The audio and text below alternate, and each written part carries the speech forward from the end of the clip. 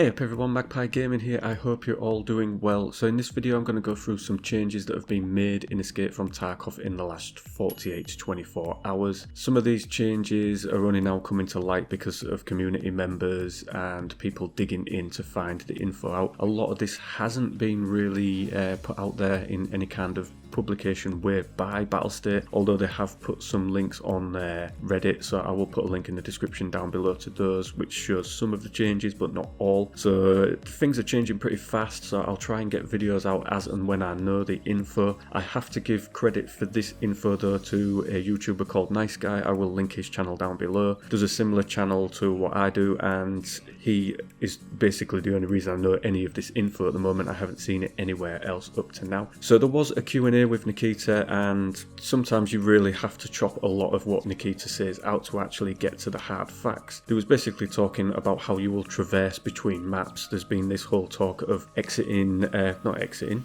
why would you be exiting? No, you're going in. So going into maps and then accessing another map. So for instance, there's been a lot of talk of going into factory to access labs, or you would access labs through Streets of Tarkov. Now what they're saying is that you will most likely have to go into factory with a labs key card. You would then enter into labs, do what you needed to do on labs, and then you would exit through into Streets of Tarkov, and then you would need to extract off that map. So in essence, you're going into 3 different maps in one raid. Now it's not really known how that's going to work. Will the players that go into factory and then go into labs be the same players that go through, or will you be queued again and get put in with other people? For instance, if there are, for argument's sake, 10 of you in labs, will those 10 people be the same 10 people that exit into Streets of Tarkov? It isn't really known yet. I think the inner workings of it are really only known by BSG themselves, and I don't really think they've got it nailed down exactly how they want this to work. But it does look as though eventually labs will only be accessible through another map. So I'm quite happy with that change, because I do think that labs just gets farmed to absolute buggery, and a lot of that stuff, the good stuff that's in labs, I mean rightly so, if you want to go into labs and farm that stuff because that's the gear that you want, fair enough, but it filters out into the rest of the game world within Tarkov, and a lot of people are coming up against very, very thick boys very early on. So I think this is one of the ways that BSG wants to try and control the grind in the game. They don't want people to have such quick access to the good stuff in the game, so this would be one way of slowing that down. Next, there's been some changes to traders. The rep that's needed to get to certain levels has been increased, so for some people they will have logged in and noticed that they were maybe a level down with some traders. I personally haven't noticed any difference, but I don't take a lot of notice anyway, so I could be a level down with some traders and I've just not simply noticed. But yeah, it looks as though they've increased the rep needed to get traders to a certain level, so again another way of slowing down getting hold of the higher tier gear.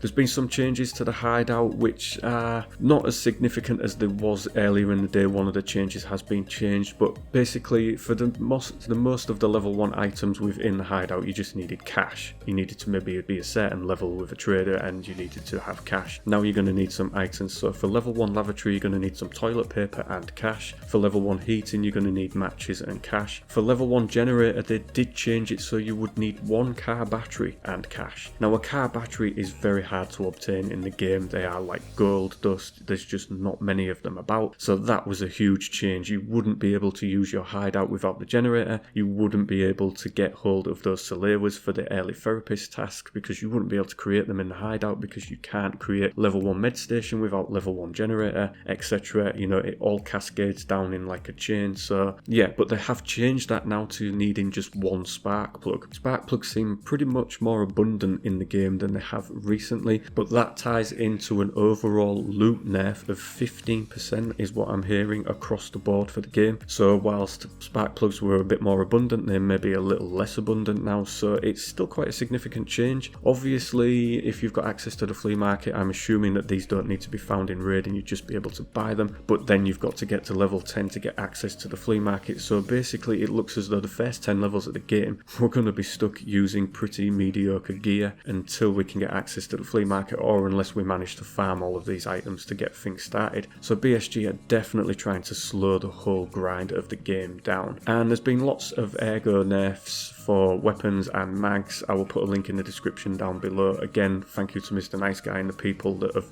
put the work in the community to find these changes out. As I say, things are changing pretty rapidly at the moment, and a lot of these changes are what's known as ghost changes. They're just done on the fly, and the community isn't really told about them. So, which is a bit of a shame. It'd be better if we was kept a little bit more up to date, but there you go, that's just the way things go. So let me know what you think about these changes in the comment section down below. As I say, a lot of this info, well, pretty much all of it has come from Nice Guy, so I will list his channel down below. Go and give him a couple of watches and maybe even give him a sub, you never know. So that is pretty much it, ladies and gentlemen. As always, thank you very much for watching and listening. Don't forget to like, share and subscribe. Stay safe, and I will catch you in the next one. Take care.